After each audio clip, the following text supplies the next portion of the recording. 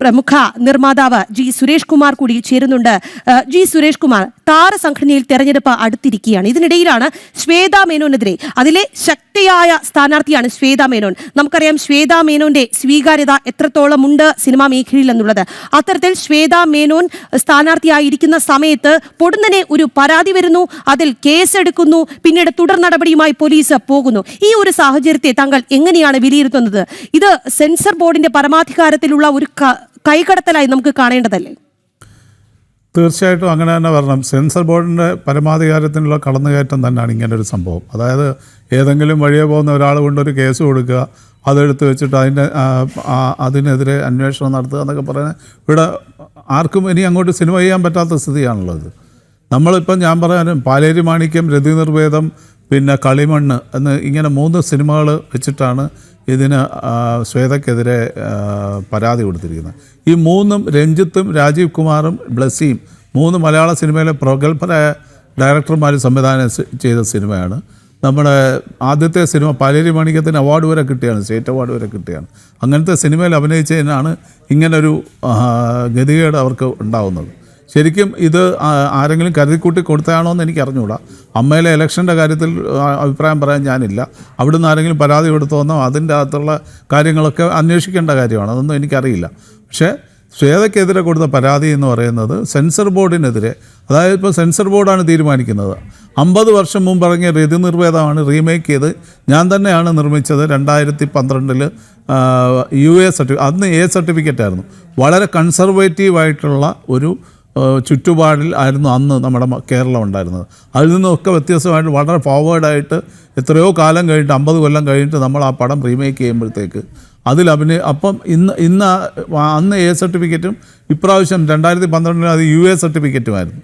എന്നിട്ടും അതിനെതിരെ ഇങ്ങനെ പറയുക എന്ന് പറഞ്ഞാൽ വളരെ സങ്കടമുള്ളൊരു കാര്യമാണ്. അവരെ മനഃപൂർവ്വം കൊടുക്കാൻ വേണ്ടിയിട്ട് ആരോ ഇത് ചെയ്യുന്നതാണ്, അല്ലാതെ വേറെ ഒന്നുമല്ല.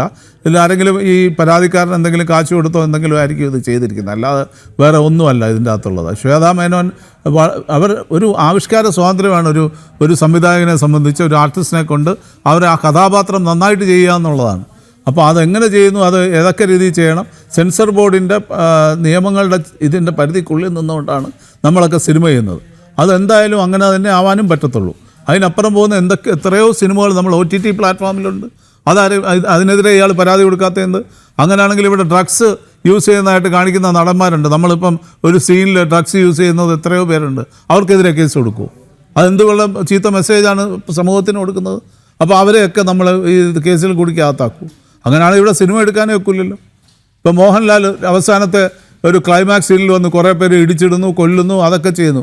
അതിനെതിരെ ഇത് കൊല്ലുന്നു എന്നും പറഞ്ഞിട്ട് നമുക്ക് കേസ് കൊടുക്കാൻ ഒക്കും. ഇത് എന്ത് രാജ്യമാണിത്? മനുഷ്യന് മര്യാദയ്ക്ക് സിനിമ എടുക്കാൻ പറ്റില്ല എന്ന് പറഞ്ഞാൽ എന്തൊരു കഷ്ടമാണ്. അപ്പോൾ അതിനെതിരെ എന്തായാലും ഇന്ന് ഹൈക്കോടതിയിൽ എന്തായാലും ഒരു റിലീഫ് ഉണ്ടാവും എന്നുള്ളത് തന്നെയാണ് പ്രതീക്ഷ.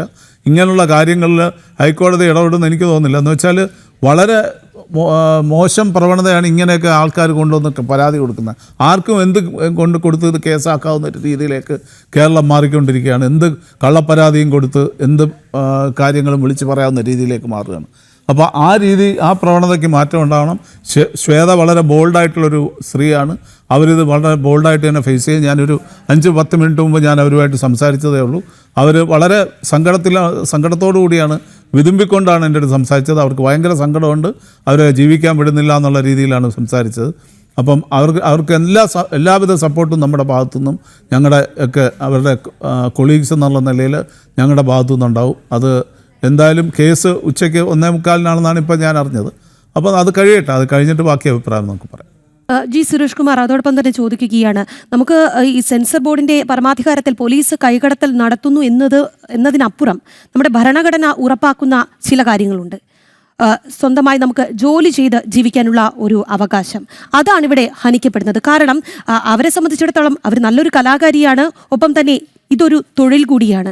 ആ ഒരു തൊഴിലിനെ നിഷേധിക്കുന്ന രീതിയിലേക്ക്, അല്ലെങ്കിൽ ചെയ്ത തൊഴിലിൻ്റെ പേരിൽ ഇത്തരത്തിൽ നിയമ നടപടിയുമായി മുന്നോട്ട് പോകുന്നു, കേസ് എടുക്കുന്നു, അവരെ ഭയപ്പെടുത്താൻ ശ്രമിക്കുന്നു എന്നൊക്കെ പറയുമ്പോൾ അതെങ്ങനെയാണ് അംഗീകരിക്കാൻ നമുക്ക് സാധിക്കുന്നത്?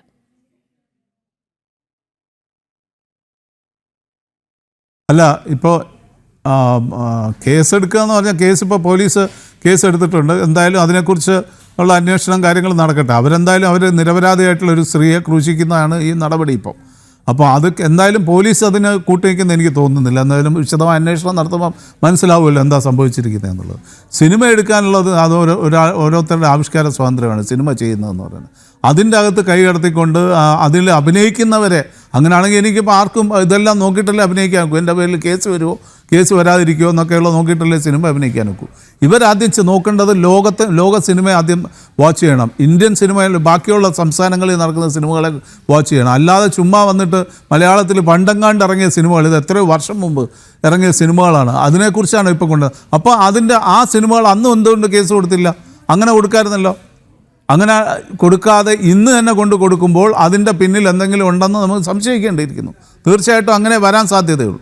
അപ്പം അത് ഗൂഢാലോചന നടത്തി ആരെങ്കിലും ചെയ്യിപ്പിച്ചാണോ എന്നുള്ളതും കൂടെ ഇതിൻ്റെ അകത്ത് പോലീസ് കണ്ടുപിടിക്കണമെന്നാണല്ലോ എൻ്റെ അഭിപ്രായം. താങ്കൾ നേരത്തെ തന്നെ സൂചിപ്പിച്ചിരുന്നു ഈ തെരഞ്ഞെടുപ്പുമായി ബന്ധപ്പെട്ട് തനിക്ക് അഭിപ്രായം പറയേണ്ടതില്ല എന്ന് പറഞ്ഞു. എന്നാൽ പോലും പറയുകയാണ്, താരസംഘടനയിലെ തെരഞ്ഞെടുപ്പ് നടക്കാൻ ഇനി ദിവസങ്ങൾ മാത്രമാണ് ശേഷിക്കുന്നത്. ശ്വേതാ മേനോൻ ശക്തിയായ സ്ഥാനാർത്ഥിയാണ്. അതുകൊണ്ട് തന്നെ അവരെ, അല്ലെങ്കിൽ ഈ ഒരു താരസംഘടനയുടെ തലപ്പത്ത് അവർ എത്തരുത് എന്ന വാശി ആർക്കൊക്കെ ഉണ്ട് എന്ന് നമുക്ക് തോന്നിപ്പോകും. അത്തരത്തിലുള്ള ഒരു നടപടിയായിട്ട് ഇത് വ്യാഖ്യാനിക്കപ്പെടുന്നുണ്ട് എന്നുള്ളത് കൂടി ഞാൻ ചൂണ്ടിക്കാട്ടുകയാണ്. എന്തായാലും ഈ സംഭവത്തിന് പിന്നിൽ, ഇത്തരത്തിലൊരു പരാതിക്ക് പിന്നിൽ നടൻ ബാബുരാജാണ് എന്ന വാദം കൂടി ഉയരുന്നുണ്ട്. അല്ല, അതിനെക്കുറിച്ച് എനിക്ക് അഭിപ്രായം പറയാൻ ഒക്കില്ല. എന്ന് വെച്ചാൽ അതിൻ്റെ അകത്ത് ഒത്തിരി പേര്, ഇപ്പോൾ ശ്വേതയ്ക്കെതിരെ മത്സരിക്കുന്നത് ദേവേട്ടനാണ്. രണ്ടുപേരും, ദേവേട്ടൻ എൻ്റെ വലിയൊരു സീനിയറായിട്ടുള്ളൊരു നടനാണ്. അദ്ദേഹം നമ്മളുമായിട്ട് വളരെ അടുപ്പമുള്ള ആളാണ്. ഇവർ രണ്ടുപേരും അടുപ്പമുള്ള ആളാണ്. അപ്പോൾ രണ്ടുപേരുടെയും പക്ഷം പിടിക്കാൻ ഞാനില്ല. അത് ഇലക്ഷൻ അവരുടെ സ്വാതന്ത്ര്യമാണ്, അത് അമ്മയിൽ നടന്നോട്ടെ. പക്ഷേ ഇതിനെതിരെ ഈ സമയത്ത് ശ്വേതയ്ക്കെതിരെ എന്തെങ്കിലും ഒരു ബാഡ് റിമാർക്ക് കൊണ്ടുവരാൻ ആരോ മനഃപൂർവ്വമായിട്ട് ശ്രമിക്കുന്നതായിട്ട് തോന്നാം. നമുക്ക് എല്ലാവർക്കും സ്വാഭാവികമായിട്ട് തോന്നാം ഇപ്പം വരുമ്പോഴത്തേക്ക്. ഇത് വേണമെങ്കിൽ ഇത് കഴിഞ്ഞിട്ട് കൊടുക്കാമായിരുന്നല്ലോ, ഈ ഇലക്ഷൻ കഴിഞ്ഞിട്ട് വേണമെങ്കിൽ കൊടുക്കാമായിരുന്നല്ലോ, 15-ാം തീയതി കഴിഞ്ഞിട്ട്. അങ്ങനെ ഒരു പ്രശ്നമില്ലെങ്കിൽ അതിന് മുമ്പ് എന്തിനാണ് ഇത് വന്നത്? അപ്പോൾ അവരെ എന്തോ ചെയ്യാൻ ഉദ്ദേശമുണ്ടെന്നും കൂടെ നമുക്ക് തോന്നുന്നുണ്ട്. അത് അതിൻ്റെ പിന്നിൽ ആരെന്ന് കണ്ട് ചിലപ്പോൾ ഉണ്ടായിരിക്കാം, ഇല്ലായിരിക്കാം. ഇപ്പം ഞാൻ പ്രത്യേകിച്ച് ആരെയും കുറ്റം പറയാനോ ആർക്കെതിരെയും കൈ ചൂണ്ടാനോ ഞാൻ ആളല്ല. എന്ന് വെച്ചാൽ ഞാൻ അമ്മയുടെ മെമ്പറല്ല. അമ്മയുടെ കാര്യങ്ങളിൽ ഇടപെടാൻ നമുക്ക് താല്പര്യമില്ല, ഇടപെടത്തുമില്ല. എന്തായാലും കോടതിയെ സമീപിച്ചിട്ടുണ്ട്. എങ്കിൽ പോലും ശ്വേതാ മേനോനുമായി നേരിട്ട് സംസാരിച്ചിരുന്നു താങ്കൾ. അവരവരുടെ ദുഃഖം പങ്കുവച്ചിരുന്നു. എന്താണ് ശ്വേതയ്ക്ക് പറയാനുള്ളത് ഈ ഘട്ടത്തിൽ? ശ്വേതയായിട്ട് സംസാരിച്ചത് ഞാനിപ്പോൾ ഇവിടെ വെച്ച് തന്നെയാണ് സംസാരിച്ചത്. 10 മിനിറ്റ് മുമ്പ് സംസാരിച്ചിരുന്നു. ശ്വേത വളരെ വളരെ സങ്കടപ്പെട്ട് ഫോണിൽ കൂടെ കരഞ്ഞുകൊണ്ടാണ് എൻ്റെ അടുത്ത് പറഞ്ഞത്, എനിക്കിത് മടുത്തു, എനിക്ക് വയ്യാന്നുള്ള രീതിയിൽ വളരെ സങ്കടപ്പെട്ടാണ് സംസാരിച്ചത്. അവരൊന്നും ഇങ്ങനത്തെ ഒരു കാര്യങ്ങൾ ഫേസ് ചെയ്തിട്ടില്ല. അവരൊക്കെ വളരെ ഇതായിട്ട് ജീവിച്ചു പോകുന്ന ആൾക്കാരാണ്. അവരെയൊക്കെ ഇതിൻ്റെ അകത്തോട്ട് വലിച്ചിടുന്നത് തന്നെ ശരിയായിട്ടുള്ളൊരു നടപടിയല്ല. അപ്പോൾ ഏതോ ഒരു മൂലയിലിരുന്ന് ഏതോ ഒരുത്തം കൊണ്ട് പരാതി ഒരു ചെറിയ കടലാസിൽ 5 പൈസയുടെ മഷി എഴുതി വെച്ച് പരാതി കൊടുത്തു കഴിഞ്ഞാൽ ഇതുപോലുള്ള കാര്യങ്ങൾ, ഇതുപോലുള്ള ആൾക്കാർക്ക് അവരുടെ ജീവിതത്തിൽ തന്നെ ഇത് ആദ്യത്തെ അനുഭവമായിരിക്കും ഇങ്ങനത്തെ പ്രശ്നങ്ങൾ. അവരൊരു കേസിനും കാര്യത്തിനും ഒന്നും പുറകെ നടക്കാതെ അവരുടെ കുടുംബമായിട്ട് ജീവിച്ചു പോകുന്നവരെ ഇതിലേക്കൊക്കെ വലിച്ചഴച്ച് വളരെ മോശമായി ചിത്രീകരിച്ച് കൊണ്ടുവരുന്നത് വളരെ മോശപ്പെട്ട പ്രവണതയാണ്. അത് നമ്മുടെ കേരള സമൂഹത്തിന് ഒട്ടും യോജിച്ച കാര്യമല്ല. അതുപോലെ തന്നെ താങ്കൾ ആദ്യം സൂചിപ്പിച്ചിരുന്നു, അതായത് സെൻസറിങ് കഴിഞ്ഞു വരുന്ന സിനിമകളാണ്. അതും ഇത്രയേറെ വർഷങ്ങൾ, നിരവധി വർഷങ്ങൾ കഴിഞ്ഞു. അതിനുശേഷം ഇത്തരത്തിൽ ഒരു കേസ് എടുക്കുമ്പോൾ, താങ്കളുടെ ഒരു സിനിമയിലായിരുന്നു അവർ അഭിനയിച്ചിരുന്നതും. അതിനെ ഒരു നിർമ്മാതാവ് എന്ന നിലയ്ക്ക് ഏത് രീതിയിലായിരിക്കും താങ്കളുടെ ഒരു പിന്തുണ ലഭിക്കാൻ പോകുന്നത്? അല്ല, നിർമ്മാതാവ് എന്നുള്ള നിലയിൽ മാത്രമല്ല, ഞങ്ങൾ തമ്മിൽ എത്രയോ വർഷം മുമ്പുള്ള, എനിക്ക് ശ്വേതയായിട്ട് 10-40 വർഷം മുമ്പുള്ള പരിചയമാണ്. ശ്വേത സിനിമയിൽ അഭിനയിക്കാൻ വരുന്ന കാലം മുതൽ എനിക്കറിയാം. അപ്പം അങ്ങനെയുള്ളൊരു ഫ്രണ്ട്ഷിപ്പാണ് ഞങ്ങൾ തമ്മിലുള്ളത്. അപ്പം ഇപ്പം ഇത് രതിനിർവേദം റീമേക്ക് ചെയ്യാൻ പോകണമെന്ന് പറഞ്ഞപ്പോൾ എനിക്ക് പെട്ടെന്ന് മനസ്സിൽ തോന്നിയ, അപ്പം അത്രയും ബോൾഡായിട്ടുള്ളൊരു കഥാപാത്രം ചെയ്യാൻ പറ്റിയതും, അങ്ങനെ ആ കഥാപാത്രം ചെയ്യാൻ പറ്റിയ ഒരേ ഒരാൾ ശ്വേത ഉണ്ടായിരുന്നു എന്നുള്ള കൊണ്ടാണ് ശ്വേതയെ സമീപിച്ചതും ശ്വേത എഗ്രി ചെയ്തത്. അപ്പം അങ്ങനെ അതിൻ്റെ അകത്ത് ഞാൻ പറഞ്ഞില്ലേ, A സർട്ടിഫിക്കറ്റ് വാങ്ങിച്ച പടമായിരുന്നു 78-ലാണെന്ന് തോന്നുന്നു ആ പടം ആദ്യം റിലീസ് ചെയ്യുന്നത്. അതിനുശേഷം 78-ലോ 75-ലോ ആണ്, എനിക്ക് ഇത് ഓർമ്മയില്ല. 50 വർഷമായി എന്തായാലും ആ പടം ഇറങ്ങിയിട്ട്. പത്മരാജൻ സാർ എഴുതിയ ഏറ്റവും നല്ലൊരു കഥയാണത്. ആ കഥ തിരിച്ച് രണ്ടാമത് റീമേക്ക് ചെയ്ത് വന്നപ്പോഴത്തേക്ക് ശ്വേതാ മേനോനാണ് നമ്മൾ മനസ്സിൽ കണ്ടത്. ഞാനും രാജീവും മനസ്സിൽ കണ്ട ശ്വേതയെ തന്നെയാണ് ഞങ്ങൾ പറയും. ശ്വേത വളരെ സന്തോഷത്തോടുകൂടി അഗ്രഹിക്കുകയും വളരെ തന്മയത്വത്തോടുകൂടി ആ കഥാപാത്രം അവതരിപ്പിക്കുകയും ചെയ്തു. അതിന് UA സർട്ടിഫിക്കറ്റാണ് കിട്ടിയത്. അപ്പോൾ അതാലോചിക്കണം, സർട്ടിഫിക്കറ്റ് പോലും അല്ല, സർട്ടിഫിക്കറ്റാണ് കിട്ടിയത്. അപ്പോൾ അങ്ങനെയുള്ളൊരു സിനിമയിൽ അഭിനയിച്ചെന്നും പറഞ്ഞിട്ടാണ് അവരെ ക്രൂശിക്കുന്നത്. അതൊരിക്കലും ശരിയായൊരു നടപടിയേ അല്ല.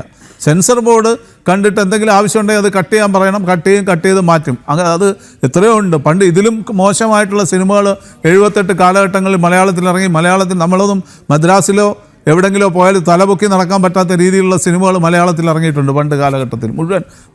വേണമെങ്കിൽ അതൊരു സെമി പോൺ ഫിലിംസ് എന്ന് നമുക്ക് പറയാനൊക്കും. അങ്ങനത്തെ സിനിമകൾ ഇവിടെ ഇഷ്ടം പോലെ ഉണ്ടായിരുന്ന ഒരു സാഹചര്യം ഉണ്ടായിരുന്നു. മലയാള സിനിമ എന്ന് പറയുന്നത് വെറും വൃത്തികെട്ട സിനിമ എന്നുള്ളൊരു ചീത്തപ്പേരുണ്ടായിരുന്ന ഒരു കാലഘട്ടം ഉണ്ടായിരുന്നു. അതിൽ നിന്നൊക്കെ മാറി ഇന്ന് മലയാള ഇന്ത്യൻ സിനിമയുടെ നെറുകയിലേക്ക് എത്തിക്കൊണ്ടിരിക്കുന്ന ഒരു സമയമാണ്. അപ്പോഴാണ് ഇതുപോലത്തെ കാര്യങ്ങൾ എടുത്തിട്ടുകൊണ്ട് വരുന്നത്.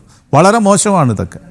അതെ, താങ്കൾ സൂചിപ്പിച്ച ആ ഒരു വസ്തുതയുണ്ട്. കാരണം നമ്മുടെ സിനിമാ മേഖലയെ മറ്റ് ഇൻഡസ്ട്രികൾക്ക് മുന്നിൽ അപമാനിക്കാൻ ഉതകുന്ന രീതിയിലേക്ക് ഇത്തരം പരാതികൾ ഉയരുമ്പോൾ ആ ഒരു രീതിയിൽ നമ്മുടെ സിനിമാ ഇൻഡസ്ട്രി വീണ്ടും എത്തും, അല്ലെങ്കിൽ ആ ഒരു രീതിയിലേക്ക് കാര്യങ്ങൾ പോകില്ലേ ജി സുരേഷ് കുമാർ? കാരണം മറ്റ് സിനിമാ ഇൻഡസ്ട്രികൾക്ക് മുന്നിൽ നമ്മുടെ മലയാള ഫിലിം ഇൻഡസ്ട്രി തലപൊക്കി നിൽക്കുന്ന സമയം തന്നെയാണ്. അപ്പോൾ ഇത്തരത്തിലുള്ള FIRകൾ പ്രത്യേകിച്ച് നടിമാർക്കെതിരെയൊക്കെ ഇങ്ങനെ കേസുകൾ എടുക്കുമ്പോൾ അതൊരു ചീത്തപ്പേരായി മാറില്ലേ? 100% അത് ചീത്തപ്പേര് തന്നെയാണല്ലോ. ഇപ്പം നമുക്കൊരു സിനിമ ഇപ്പം പുതിയതായിട്ട് ഇനിയും സിനിമ എടുക്കുമ്പോൾ ഓരോരുത്തർ ആരെങ്കിലും കൊണ്ട്, ഞാൻ പറഞ്ഞില്ലേ, വഴിയെ പോകുന്ന ആരെങ്കിലും ഒരു പരാതി എഴുതി കൊടുത്താൽ കേസ് എടുക്കുന്ന രീതിയിലായി കഴിഞ്ഞാൽ ഇവിടെ ആർക്കും അഭിനയിക്കാൻ പറ്റില്ലല്ലോ. പോലീസുകാർ തന്നെ കേസ് എടുക്കുമ്പോൾ അതിനെക്കുറിച്ച് ആലോചിക്കണ്ടേ? പോലീസ് എന്താണ് ഈ സംഭവം എന്നുള്ളത്. സെൻസർ ചെയ്തൊരു കാര്യമാണ്, സെൻസർ ചെയ്തൊരു പടം, അതിൻ്റെ അകത്ത് എന്തെങ്കിലും ഉണ്ടെങ്കിൽ സെൻസർ ബോർഡ് പരാതി വരും. അങ്ങനല്ലേ ചെയ്യേണ്ടത്? ഇവിടെ എത്രയോ സിനിമകൾ, ഈ ലോകത്ത് എത്രയോ സിനിമകൾ ഇറങ്ങുന്നുണ്ട് ഒരു ആഴ്ചയിൽ അല്ലെങ്കിൽ ഒരു മാസം. ഇന്ത്യയിൽ തന്നെ 2000 സിനിമകളാണ് ഒരു വർഷം ഇറങ്ങുന്നത്.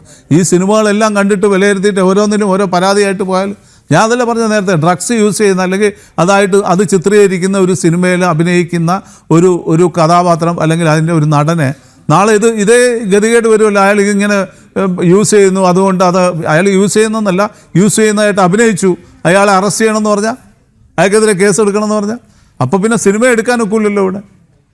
അത് വളരെ മോശമായിട്ടുള്ളൊരു കാര്യമാണ്. ഈ സിനിമയായിട്ട് തന്നെ കാണണം. നമ്മൾ ഈ സിനിമയിലെ രംഗങ്ങൾ വിട്ടാൽ പല നടീനടന്മാരും ഈ ലൈംഗിക ആരോപണ കേസുകളിൽ കുടുങ്ങുന്നു, ഒപ്പം ലഹരി കേസുകളിൽ കുടുങ്ങുന്നു. അതായത് അത്തരത്തിൽ ആരോപണങ്ങളിലൊക്കെ ഇവർ പ്രതിസ്ഥാനത്ത് വരുന്നുണ്ട്. പക്ഷേ അവർക്കെതിരെ പോലും കൃത്യമായ നടപടി ഉണ്ടാകാതിരിക്കുകയാണ് ഇത്തരത്തിൽ ഒരു പരാതി എത്തുമ്പോൾ FIR ഇട്ട് അവർക്കെതിരെ നിയമ നടപടിയുമായി നമ്മുടെ പോലീസ് സംവിധാനം മുന്നോട്ട് പോകുന്നത് എന്നതാണ് സുരേഷ് കുമാർ. അത് തന്നെയാണ് ഞാൻ പറഞ്ഞത്. ഇവിടെ എത്രയോ കേസുകൾ ഇപ്പം വന്നു, നമ്മുടെ നടന്മാർക്കെതിരെ കേസ് വന്നു, എല്ലാം അതുവഴി പോയില്ല ആ കേസുകളൊക്കെ. ഇത് ചുമ്മാ ഒരു പബ്ലിസിറ്റിക്ക് വേണ്ടിയിട്ട് കുറേ കാര്യങ്ങൾ ഇപ്പോൾ ഇവിടെ ഉണ്ടാവുന്നുണ്ട്. അതൊന്നും ഒരു ശരിയല്ല. ഞങ്ങളിപ്പോൾ പ്രൊഡ്യൂസേഴ്സ് അസോസിയേഷൻ തന്നെ ഞങ്ങൾ ഇപ്പം ഇതുപോലത്തെ തിക്ത അനുഭവങ്ങൾ നേരിട്ടുകൊണ്ടിരിക്കുന്നതാണ്. ഒരു സ്ത്രീ വന്നിട്ട് ഞങ്ങൾക്കെതിരെയൊക്കെ ഞങ്ങളൊക്കെ ഗുണ്ടകളാണെന്നും കാട്ടുകള്ളന്മാരാണെന്നും ഒക്കെ പരസ്യമായിട്ട് ഇറങ്ങിയെന്ന് പറയുകയാണ്. അപ്പോൾ ഒരു സ്ത്രീ എന്ന് പറഞ്ഞാൽ എന്തും വിളിച്ച് പറയാമെന്നുള്ള രീതിയിലേക്ക് കാര്യങ്ങൾ എത്തി നിൽക്കുകയാണ് ഇവിടെ. അതൊന്നും ഞാനിവിടെ സംസാരിക്കാനായിട്ട് താല്പര്യമില്ല. പക്ഷേ ശ്വേതയുടെ കാര്യത്തിൽ ഇത് വളരെ തെറ്റായ ഒരു പ്രവണതയാണ്. പോലീസ് ഒരിക്കലും അത് ഒന്ന് അന്വേഷിച്ചിട്ട് വേണമെങ്കിൽ അവർ മുമ്പോട്ട് പോകുന്ന കാര്യങ്ങൾ ചെയ്യാമായിരുന്നു. ഒരിക്കലും ഇങ്ങനത്തെ കേസുകൾ ആരെങ്കിലും ഒരു കടലാസിൽ എഴുതിക്കൊണ്ട് വന്നാൽ അതിൻ്റെ നിജസ്ഥിതി അന്വേഷിക്കാതെ കേസെടുക്കാൻ പോലും ചെയ്യരുതെന്നുള്ളൊരു അപേക്ഷ കൂടെ ഉണ്ട്. ശ്വേത മേനോനെ സംബന്ധിച്ചിടത്തോളം അവർ മറ്റ് നടിമാരെ വെച്ച് നമ്മൾ കമ്പയർ ചെയ്യുന്നത് ശരിയല്ല. എങ്കിൽ പോലും വളരെ ബോൾഡായിട്ടുള്ള ലേഡിയാണ്, വളരെ ബോൾഡ് രംഗങ്ങളിൽ അഭിനയിച്ചിട്ടുള്ള, വളരെ കൃത്യമായ തീരുമാനങ്ങൾ എടുക്കാൻ കെൽപ്പുള്ള ലേഡി തന്നെയാണ്. എങ്കിലും ഇത്തരം പരാതികളൊക്കെ വരുമ്പോൾ അവർ മാനസികമായി തകർന്നു പോകും. ഇനി ഇത്തരം സിനിമകൾ വരുമ്പോൾ ഇനി ഇതിൻ്റെ പേരിൽ ഞങ്ങൾക്കെതിരെ കേസ് വന്നാൽ എന്ത് ചെയ്യണം എന്ന ഒരു ആശങ്കയൊക്കെ വരും. അത് നേരത്തെ താങ്കൾ തന്നെ സൂചിപ്പിച്ചതുപോലെ അത് മറ്റ് താരങ്ങൾക്കൊക്കെ തന്നെ പേടി സ്വപ്നമായി മാറുന്ന ഒരു കാലഘട്ടത്തിലേക്ക് നമ്മൾ പോകും. ഇത്തരം പരാതികളൊക്കെ വരുമ്പോൾ നമ്മുടെ നിയമ സംവിധാനം ആ രീതിയിലേക്ക് മാറിയാൽ. അല്ല, അങ്ങനെ തന്നെയാണല്ലോ ഇപ്പം നമ്മൾ വരുന്നത്. നാളെ ഇപ്പോൾ ആരെങ്കിലും വിളിച്ച് ഇതുപോലത്തെ ഒരു കഥാപാത്രം അഭിനയിക്കണമെന്ന് പറഞ്ഞാൽ ഞാനില്ല, എനിക്ക് കേസിൻ്റെ പുറകെ പോകാൻ പറ്റില്ല എന്നല്ലേ പറയത്തുള്ളൂ. അവരാരും ചെയ്യില്ലല്ലോ. അതല്ലേ പറഞ്ഞത്. അപ്പം ഇത് മൊത്തത്തിൽ ഒരു പ്രതിസന്ധിയിലേക്ക് കൊണ്ടെത്തിക്കുക, അത് വരാൻ പാടില്ല. അതിപ്പോൾ പോലീസ് ഈ കേസ് ഇപ്പോൾ അന്വേഷിച്ച് വരുമ്പോഴത്തേക്ക് അതിൻ്റെ ഇപ്പോൾ കോടതിയൊക്കെ ഇടപെട്ടിട്ടുണ്ട്, ഹൈക്കോടതിയൊക്കെ ചെയ്യുമ്പോഴത്തേക്ക് അത് നല്ല രീതിയിൽ ഒരു ഔട്ട്കം ഉണ്ടാവും എന്നുള്ളതാണ് നമ്മുടെയൊക്കെ പ്രതീക്ഷ. അപ്പോൾ ആ ഒരൊറ്റ പ്രതീക്ഷയിലാണ് നമ്മൾ നിൽക്കുന്നത്. അല്ലെങ്കിൽ ഈ സിനിമയൊക്കെ മുമ്പോട്ട് കൊണ്ടുപോകാൻ വളരെ ബുദ്ധിമുട്ടാവും. അതോടൊപ്പം ഒരു കാര്യം കൂടി ചോദിക്കുകയാണ്, ഈ കാണുന്നവൻ്റെ കണ്ണിലെ അശ്ലീലമാണോ ഇവിടെ, ആ ഒരു രീതിയിലേക്കാണോ കാര്യങ്ങൾ എത്തിയത് എന്ന് താങ്കൾക്ക് തോന്നുന്നുണ്ടോ? അല്ലല്ല, അങ്ങനെയാണെങ്കിൽ നമുക്ക് വെളിയിലിറങ്ങി നടക്കാനൊക്കില്ലല്ലോ. നമ്മളിവിടെ ഓരോരുത്തർ ഇപ്പം ഇവിടുത്തെ ഫോറിനേഴ്സൊക്കെ ഇവിടെ വേഷവിധാനം നടത്തി അവർ എന്തൊക്കെ രീതിയിൽ ഇവിടെ നടക്കുന്നു. അങ്ങനെയാണെന്നുണ്ടെങ്കിൽ ഇവിടെ നമുക്ക് നമ്മുടെ കണ്ണുപൂട്ടി നടക്കേണ്ട, ഈ സമൂഹത്തിൽ കൂടെ കണ്ണും പൊത്തി നടക്കേണ്ട ഗതികേടല്ലേ നമുക്കുണ്ടാവുക. ഇതൊക്കെ നമ്മൾ ഏത് യുഗത്തിലാണ് ജീവിക്കുന്നതെന്ന് ആലോചിക്കണം. നമ്മൾ 2025-ലാണ്, നമ്മൾ 1800-ലല്ല നമ്മൾ ജീവിക്കുന്നത്. ഇന്ന് ഫാഷനബിൾ ആയിട്ടുള്ള ഡ്രസ്സ് ഇട്ട് സ്കൂളിലും കോളേജിലും ഒക്കെ പിള്ളേർ പൊയ്ക്കൊണ്ടിരിക്കുന്നതാണ്. അവർക്കിതൊന്നും ഒരു വിഷയമേ അല്ല.